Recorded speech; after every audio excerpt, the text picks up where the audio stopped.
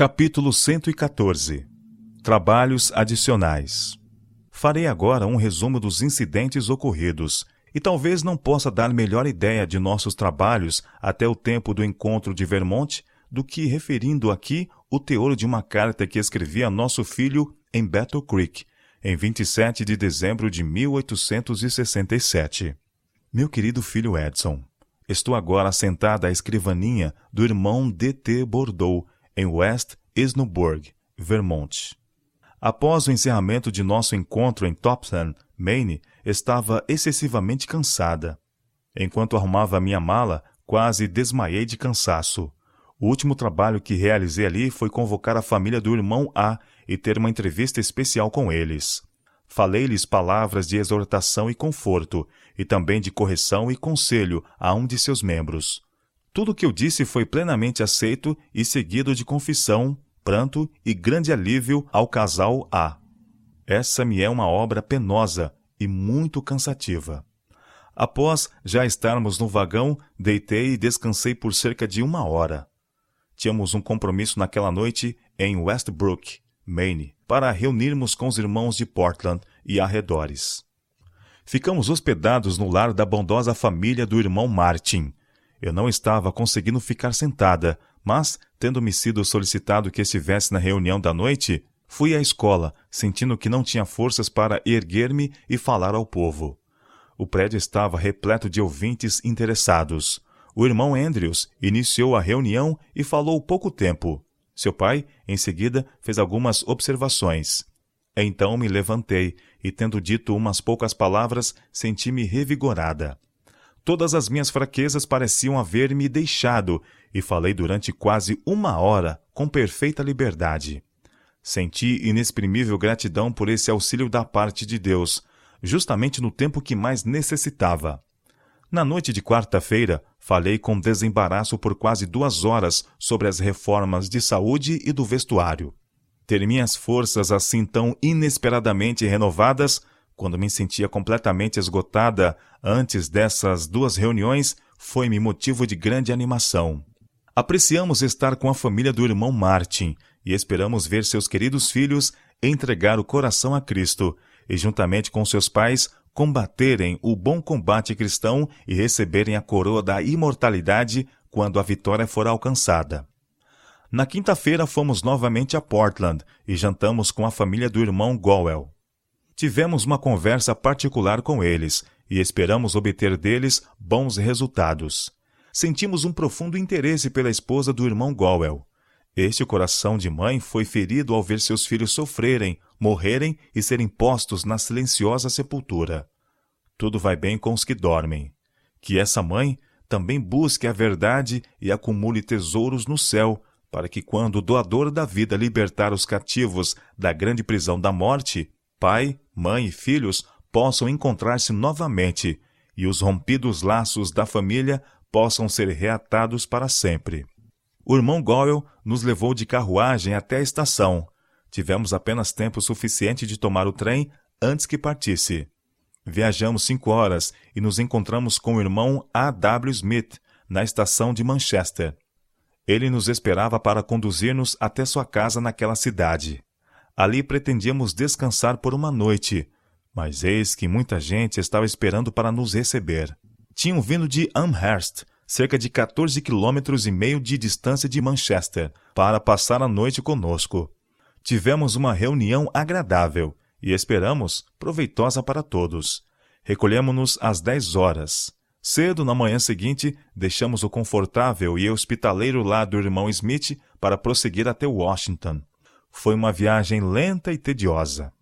Desembarcamos em Hillborough, onde encontramos uma carruagem esperando para nos levar a Washington, cerca de 19 quilômetros distante. O irmão Colby tinha um trenó e cobertores. Assim viajamos confortavelmente até a poucos quilômetros de nosso destino. A partir daí, não havia neve suficiente para o trenó prosseguir. O vento começou a soprar e durante os últimos 3 quilômetros lançou granizo em nossos rostos e olhos, produzindo dor e quase nos engelando. Afinal, encontramos abrigo no lar aprazível do irmão C.K. Farnsworth. Sua família fez tudo ao seu alcance para nos proporcionar conforto, e tudo foi preparado para que descansássemos o máximo possível. Mas não conseguimos repousar muito.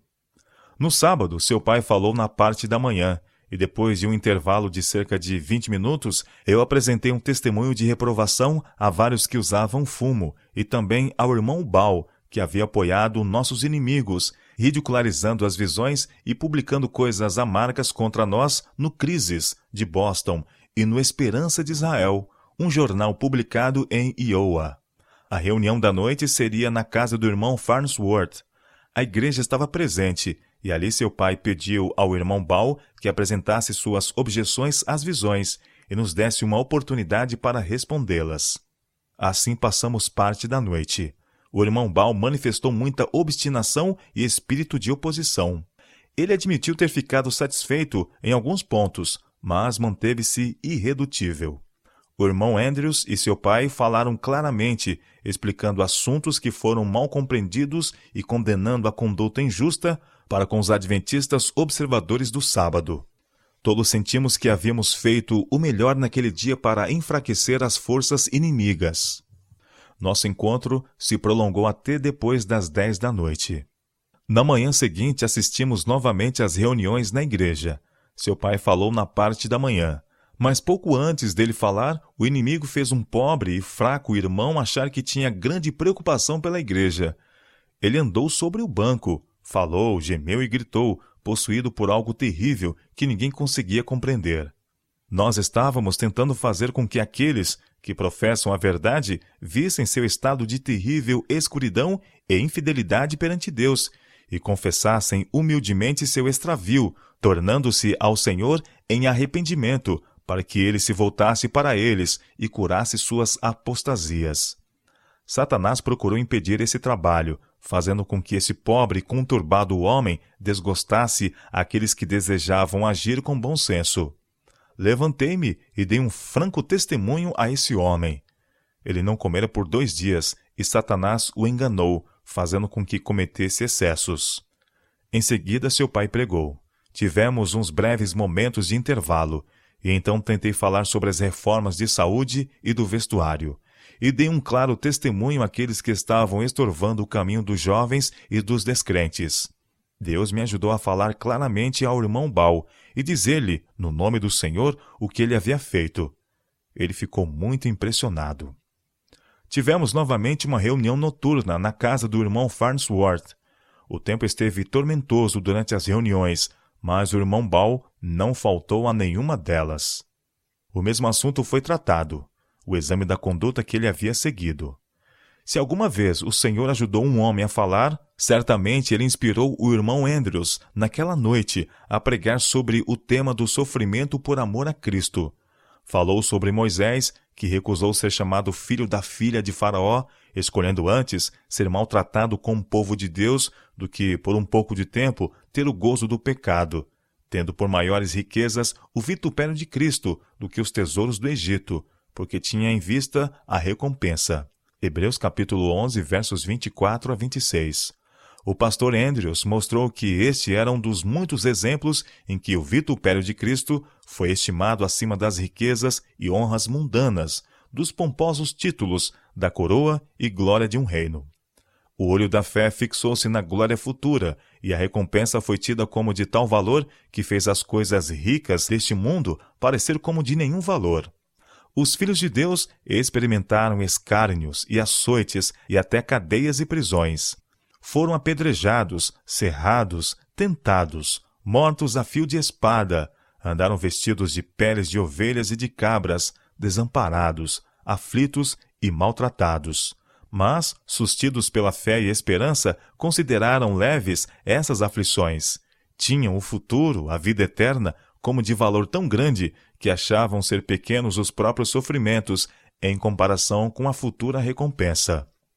O irmão Andrews usou a ilustração de um fiel cristão que estava para ser martirizado por causa de sua fé. O irmão de fé estivera conversando com ele a respeito do poder da esperança cristã, se esta seria forte o suficiente para sustentá-lo enquanto sua carne estivesse sendo consumida pelo fogo. Esse irmão pediu ao condenado que lhe desse um sinal indicando se a fé e a esperança eram mais fortes do que o fogo consumidor. Como estivesse esperando ser a próxima vítima, achou que isso fortaleceria para enfrentar a fogueira. O crente que estava prestes a ser executado prometeu dar-lhe um sinal. Ele foi levado ao local da fogueira, em meio aos insultos e zombarias da multidão ociosa e curiosa, ali reunida para testemunhar a execução do cristão. A lenha foi trazida e o fogo ateado. O irmão que antes conversara com o condenado fixou os olhos sobre o moribundo Marte, sentindo que dependia muito do sinal. O fogo ardia continuamente.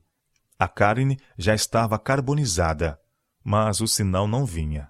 Seus olhos não se desviaram em momento algum da cena dolorosa. Os braços já estavam queimados. Não havia nenhum sinal de vida.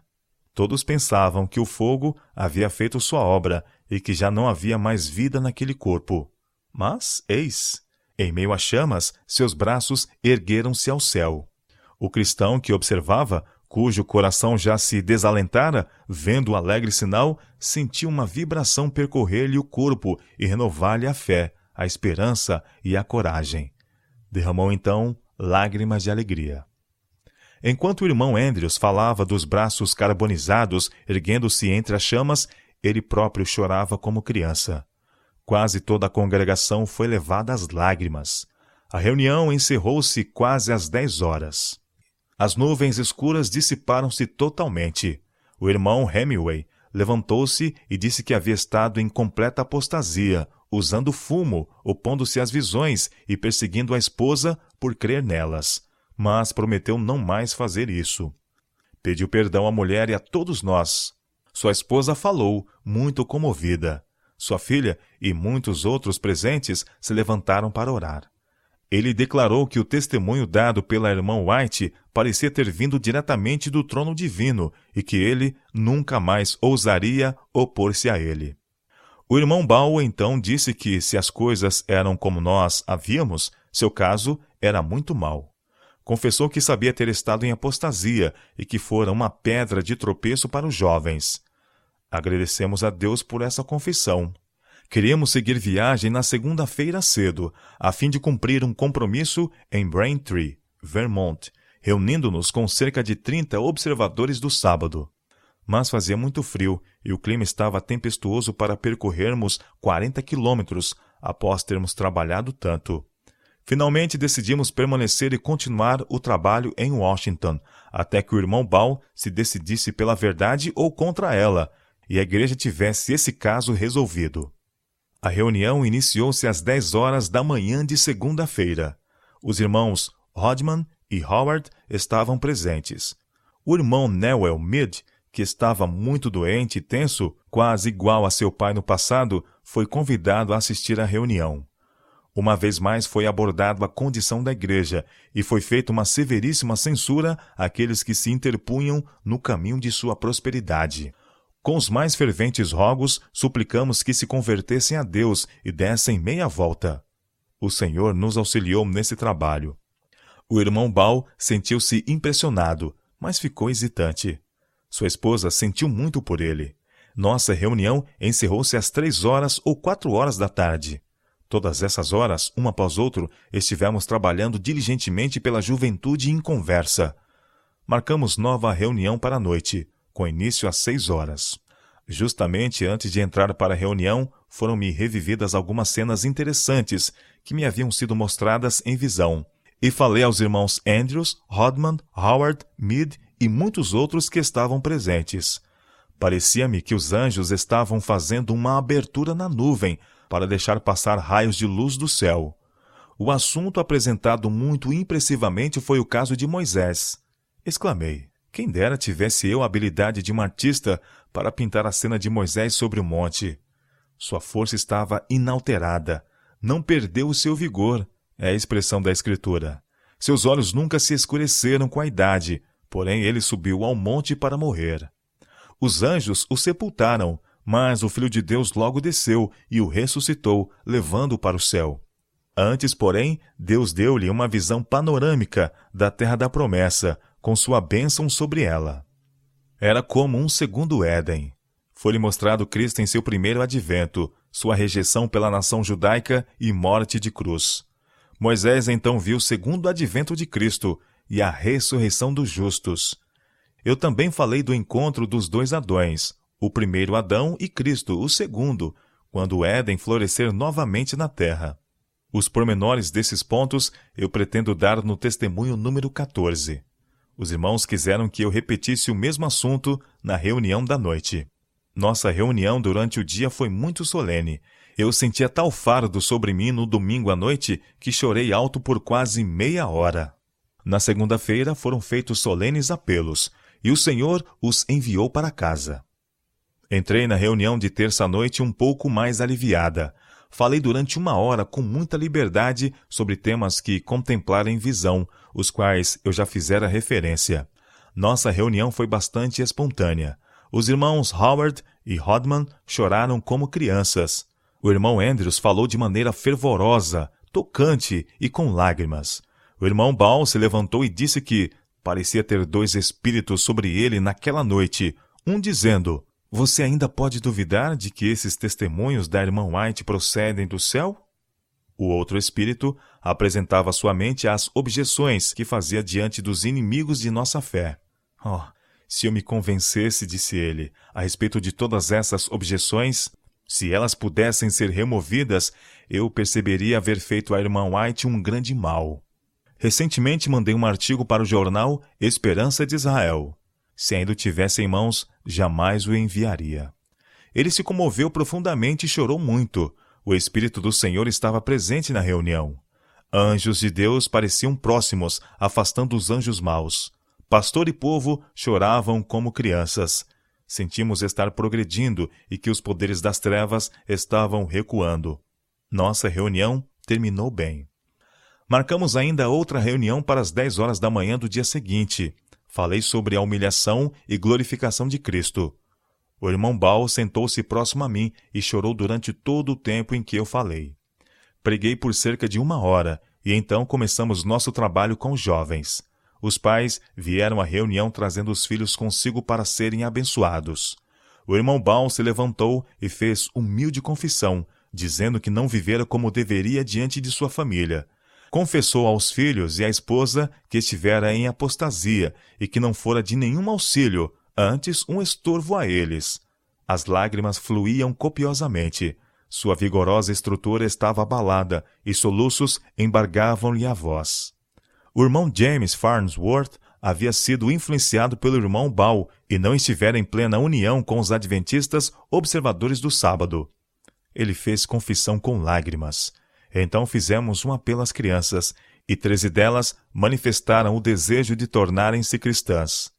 Os filhos do irmão Ball estavam entre elas. 1 ou 2 haviam deixado a reunião, sendo obrigados a voltar para casa. Um rapaz de aproximadamente 20 anos caminhou cerca de 63 quilômetros para nos ver e ouvir acerca da verdade. Nunca havia professado religião, mas tomou posição ao lado do Senhor antes de ir embora.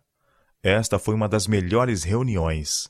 No final, o irmão Ball foi até seu pai e confessou em lágrimas que havia procedido mal para com ele e rogava-lhe o perdão.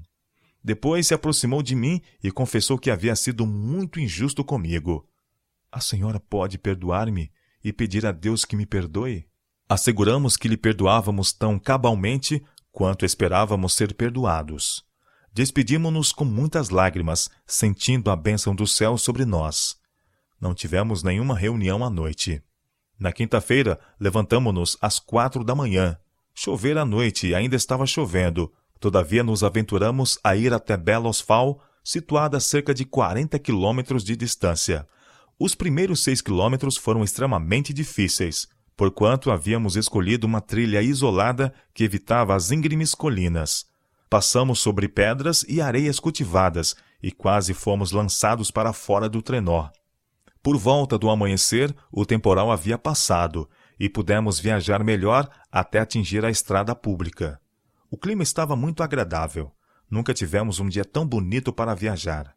Quando chegamos a Bellows Falls, descobrimos que estávamos 1 hora atrasados para o trem expresso e 1 hora adiantados para o trem leito. Não pudemos chegar a St. Albans senão às 9 da noite. Tomamos nossos assentos num belo vagão, almoçamos e procuramos aproveitar nossa singela viagem. A seguir, preparamo-nos para dormir, se pudéssemos.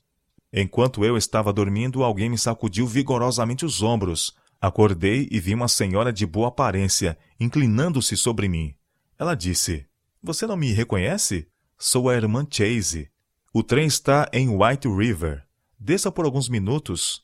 Moro aqui perto e tenho vindo todos os dias desta semana e passado por todos os vagões para encontrá-la." Então me lembrei de haver almoçado em sua casa em Newport. Ela estava muito feliz em nos ver. Ela e sua mãe guardam o sábado sozinhas. Seu marido é chefe de trem. Ela falava rápido. Disse que apreciava muito a revista, porquanto não havia reuniões ali. Queria livros para distribuir a seus vizinhos, mas tinha de conseguir todo o dinheiro que gastava em livros e periódicos. Tivemos uma entrevista proveitosa, embora curta, pois o trem partiu e tivemos de nos separar. Em St. Albans, encontramo-nos com os irmãos Gold e A.C. Bordeaux. O irmão Bordeaux possuía uma bela carruagem coberta e 2 cavalos, mas a conduzia de um modo tão vagaroso que só chegamos a Enosburg depois de 1 da madrugada. Estávamos exaustos e engerelados. Fomos deitar logo após as 2 e dormimos até depois das 7. Há uma grande afluência de pessoas ali, apesar do mau estado das estradas que não permite o tráfego de trenós nem de carruagem. Estou indo para a reunião e devo despender algum tempo ali. Seu pai fala esta manhã e eu à tarde. Que o Senhor nos ajude, é nossa oração. Veja que longa carta eu escrevi. Leia essa carta a quem se interessar, especialmente ao vovô e à vovó White. Como você vê, Edson, temos bastante trabalho a fazer. Espero que não se esqueça de orar por nós. Seu pai tem trabalhado duro, muito duro, até sacrificando sua saúde. Ele algumas vezes percebe a especial bênção de Deus, e isso lhe dá vigor e ânimo para o trabalho. Não temos podido descansar desde que viemos do leste. Temos empregado todas as nossas forças no trabalho.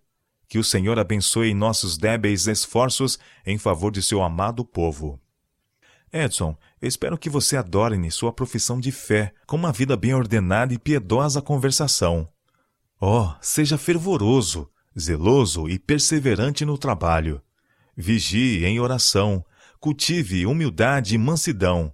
Isto receberá a aprovação de Deus. Esconda-se em Jesus. Que o amor próprio e o orgulho sejam sacrificados e você, meu filho, seja suprido de rica experiência cristã, útil para qualquer posição que Deus queira confiar-lhe.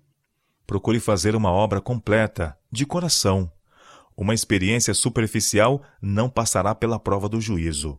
Busque uma transformação completa. Que suas mãos não estejam manchadas, o coração maculado, o caráter rebaixado pelas corrupções do mundo. Mantenha-se diferente. Deus apela. Pelo que saí do meio deles, e apartai-vos, diz o Senhor, e não toqueis nada imundo, e eu vos receberei. E eu serei para vós pai, e vós sereis para mim filhos e filhas, diz o Senhor Todo-Poderoso. 2 Coríntios capítulo 6, versos 17 e 18. Ora, amados, pois que temos tais promessas, purifiquemo-nos de toda imundícia da carne e do espírito, aperfeiçoando a santificação no temor de Deus. 2 Coríntios capítulo 7, verso 1. Recai sobre nós a obra de obtermos perfeita santidade.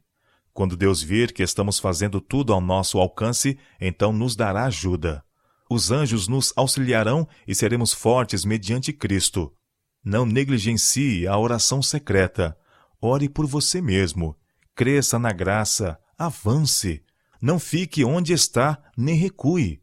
Para frente, a vitória. Anime-se no Senhor, meu caro rapaz. Lute contra o grande adversário somente um pouco mais, e então o livramento virá, e a armadura será deposta aos pés de nosso amado Redentor. Suplante cada obstáculo. Se o futuro parecer um tanto nebuloso, espere e creia. As nuvens desaparecerão e a luz novamente brilhará. Louve ao Senhor, diz meu coração. Louve ao Senhor pelo que Ele tem feito por você, por seu pai e por mim.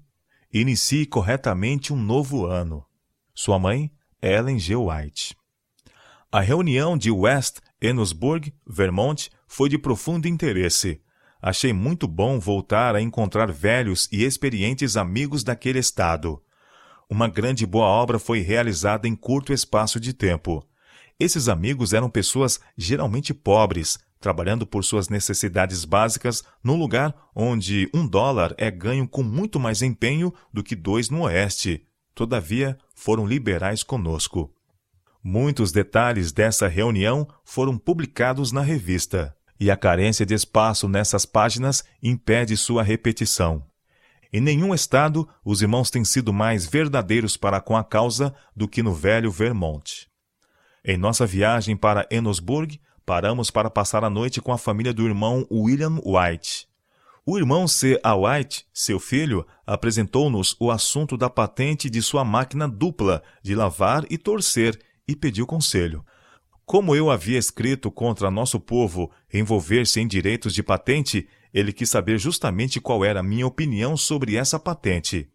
Falei-lhe francamente sobre o que quis e não quis dizer naquilo que havia escrito, e também o que queria dizer. Não disse que estava errado tudo quanto se relacionasse com direitos de patente, pois isso seria quase impossível, visto que a maioria das coisas com que temos de lidar diariamente são patenteadas. Nem pretendi transmitir a ideia de que era errado registrar patente, fabricar e vender qualquer artigo merecedor de patente. O que eu queria que nosso povo entendesse é que é errado permitir ser enganados e defraudados por homens que vão de um lado ao outro do país vendendo direitos de propriedades para esta ou aquela máquina ou produto.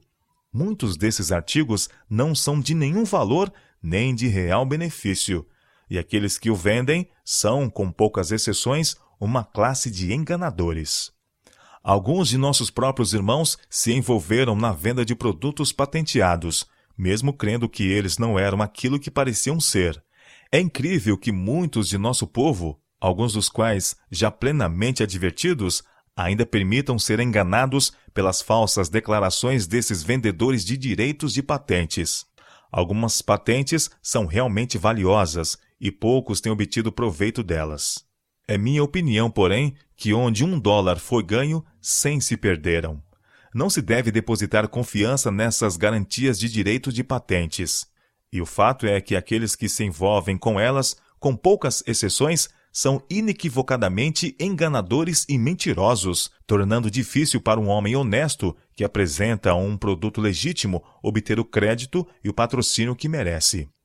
O irmão C. A. White apresentou sua máquina de lavar e torcer ao grupo, incluindo os irmãos Bordeaux, Andrews, meu marido e eu, e não pudemos, senão, olhar com favor para ela.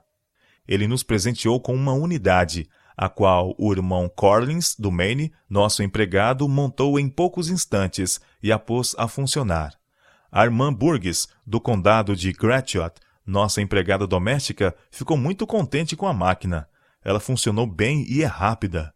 Uma mulher débil, que tenha filho ou marido para acionar essa máquina, pode lavar grande quantidade de roupa em poucas horas, enquanto que ela nada mais fará do que supervisionar o trabalho.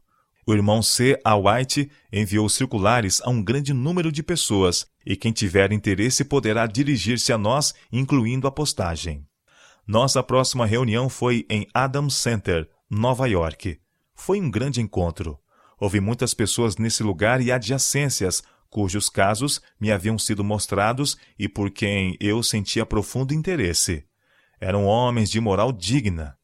Alguns tinham tal condição de vida que tornava a cruz da verdade presente difícil de suportar, ou pelo menos eles pensavam assim. Outros, de meia idade, foram educados desde a infância para guardar o sábado, mas não suportaram a cruz de Cristo. Estes se achavam numa posição da qual parecia difícil movê-los. Eles precisavam ser sacudidos da confiança em suas boas obras e levados a sentir sua condição de perdidos em Cristo. Não podíamos abandonar essas pessoas e trabalhamos muito para ajudá-las.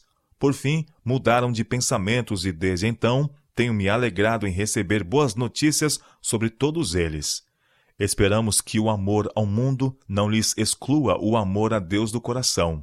O Senhor está convertendo homens ricos e trazendo-os para as nossas fileiras. Se prosperarem na vida cristã, crescerem na graça e finalmente colherem rica recompensa, haverão de usar suas riquezas para fazer avançar a causa da verdade. Depois de deixar Adams Center, ficamos alguns dias em Rochester e fomos para Battle Creek, onde permanecemos durante o sábado e o domingo. Dali retornamos para casa, onde passamos o sábado seguinte e o domingo reunidos com os irmãos de diversos lugares. Meu marido tratou da questão do livro em Battle Creek, e essa igreja deu um nobre exemplo. Na reunião em Fair Plains, ele falou sobre a colocação, nas mãos de todos os que não podiam comprar, de obras como Dons Espirituais, Apelo às Mães, Como Viver, Apelo à Juventude, Leituras Sabáticas e os diagramas com a chave de interpretação. O plano recebeu apoio geral. Mas acerca desse importante trabalho falarei oportunamente.